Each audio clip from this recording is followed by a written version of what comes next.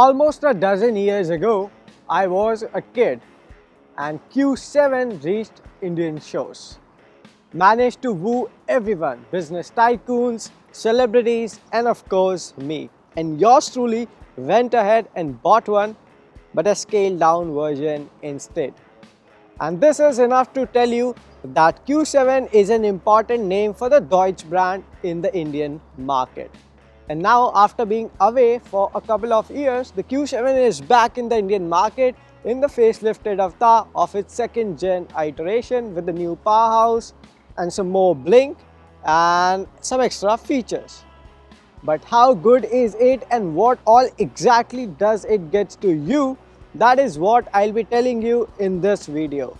So ladies and gentlemen, you guys are watching Express Drives. I am Mohit Bhardwaj and let's kick things off. Design first.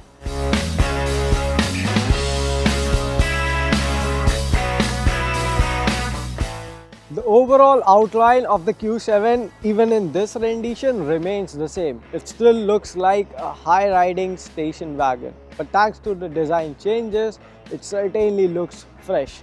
Over to the front, you now have a bigger and wider grille which is surrounded with a more sophisticated brushed finish.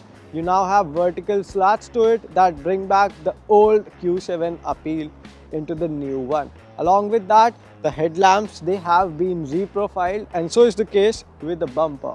Over to the sides, it is slightly longer, a shade than the pre-facelift version.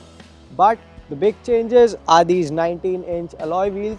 They look boring, of course. Around the rear, I think that's the best bit of this car because the tail is heavily revised thanks to a new bumper, reprofiled tail lamps and the addition of chrome bits in between the tail lamps. But what is it on the inside that has changed? Let's hop inside and have a look.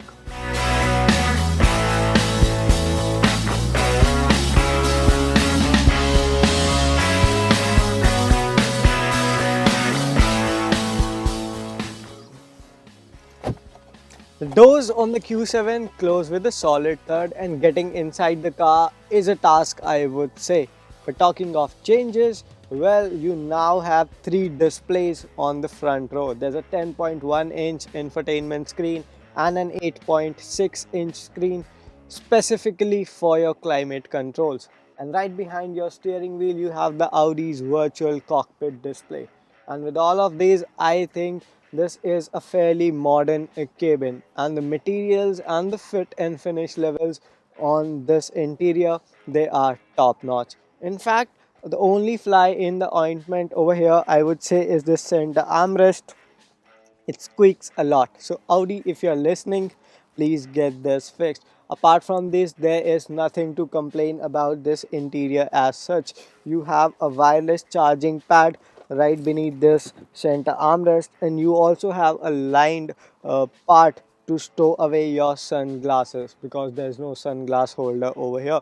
But this cabin is done in a two-tone treatment wherein the dashboard is finished in a darker shade while the seats are upholstered in a shade of beige. And along with the large panoramic sunroof, there's a lot of light entering the cabin, making it feel airy. Talking of seats, well, they are comfortable and electronically adjustable, of course. Apart from that, you also have 30 color ambient lighting to keep your mood uplifted when you're driving the car in dark. Now moving over to the second row of chairs, let's see what they have on offer.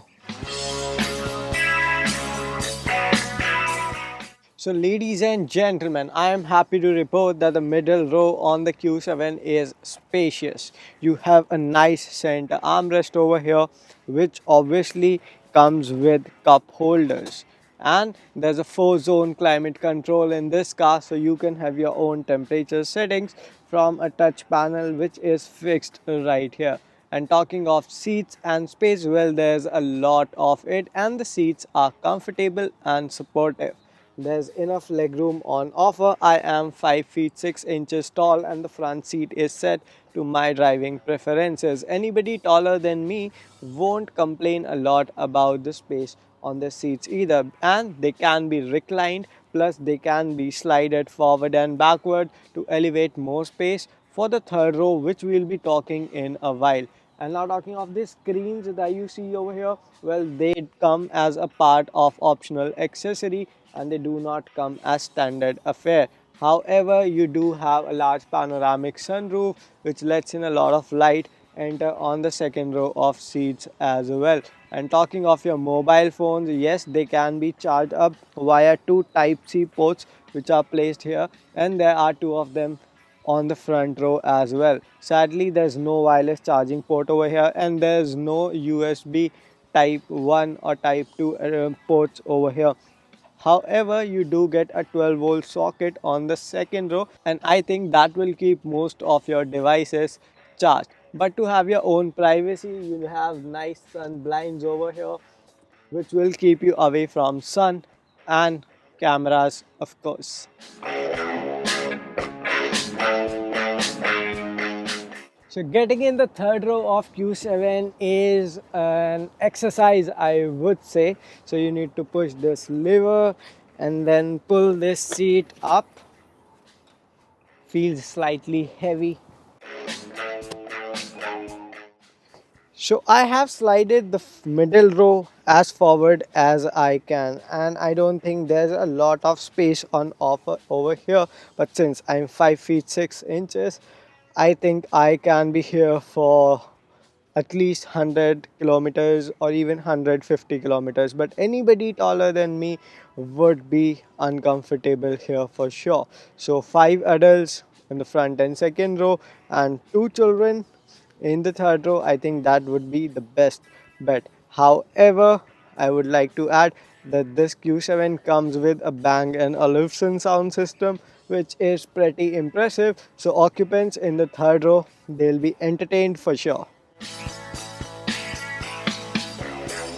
With all the rows up, the boot space on the Q7 is not a lot. But by electronically folding down this third row of seats, you can have access to over 800 liters of boot space. And by folding down the second row as well, the boot space increases to over 2000 liters. And thankfully, this tailgate is electronically operated and you can also lower down the tail to have an easy access to the boot. Well, that was for the boot space. Time to drive the car now.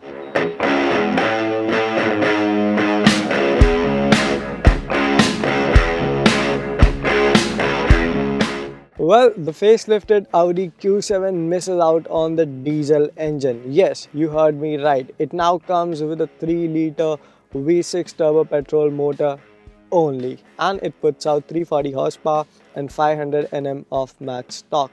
And what does all of that does to you? This. There's enough grunt on offer, but this motor is not efficient at all when you compare it to its diesel counterpart. But considering other V6 petrol motors that are offered in this segment, this is fairly frugal because it also comes with a mild hybrid system. And I think on highways we were lucky enough to have an efficiency of around 10 kmpl. In cities it is returning about 5 kmpl. Yes, that's all. But this engine is very silent, very much refined, and you can hardly hear anything from it. Moreover, the Q7's characteristic of keeping all the noise away from the cabin, that is phenomenal as well in this avatar. Now moving over to the gearbox, it's an 8-speed automatic which is quick to respond to all the upshifts and downshift requirements when you use the steering mounted pedal shifters. Moreover, there are a slew of driving modes, and I can remember all road, efficiency, comfort, dynamic and auto. Well, that's all what it gets. Oh, you also have an individual driving mode wherein you can have your own settings for the steering wheel, suspension and the engine response.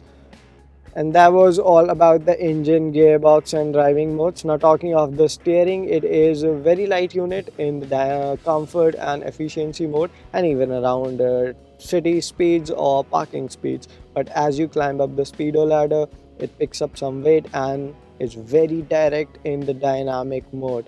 And I would say that Audi Q7 knows how to hide its heft thanks to the air suspension which comes as standard. Moreover, in the dynamic mode, the car lowers down itself by a few and in the all-road mode, which you will be using for going off the road, the car lifts itself up by a few mms. Now, coming back to the brakes, they are really good as well. The overall bite is strong and they feel progressive. So the driving dynamics of this car do not feel like a letdown, I would say, but making it a pleasant car to drive is obviously the suspension because it feels like a carpet going over bad patches off road. The air suspension is phenomenal. There are no second thoughts about that. Moreover, features like virtual cockpit and haptic feedback for the touchscreen ensure that you are safe and that you're not taking your eyes off the road a lot often. However, I believe that physical controls for the climate control console could have been a tad bit better. Thankfully, you get a manual control for the volume settings. Yes, you have a knob over here, which I really like a lot because car makers have been missing this big time these days. Now, coming back to the question, do I miss the diesel engine? Yes, it won't just be me. A lot of potent Audi Q7 buyers will be missing the diesel engine on this behemoth because the power reserve that you see on a diesel engine is way higher than this petrol one. And if we talk about efficiency, well, that is an aspect where diesel engines always excel in comparison to their petrol counterpart. But this motor is very much refined and is very peppy.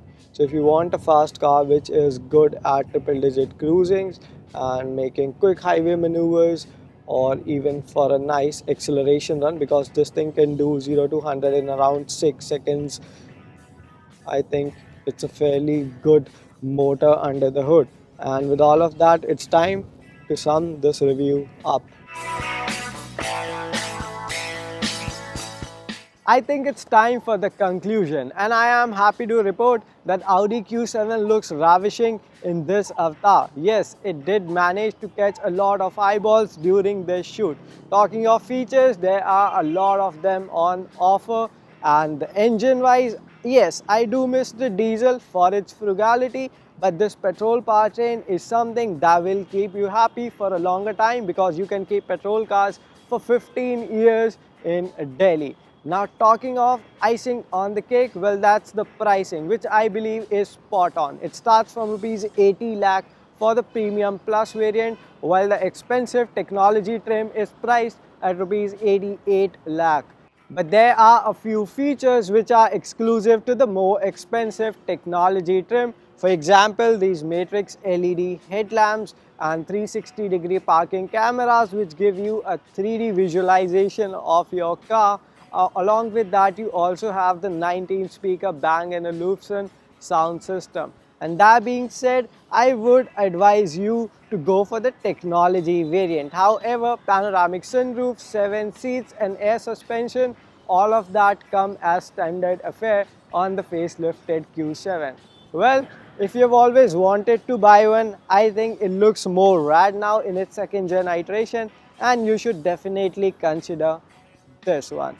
And that was all from my side. I'm your host Mohit Bhardwaj, taking a leave for now. But before that, I hope you have already subscribed to our YouTube channel. And if you like this video, do not forget to press that thumbs up button. Click on the bell icon to stay notified for all our future uploads. And yes, share this video with your friends. For now, take care.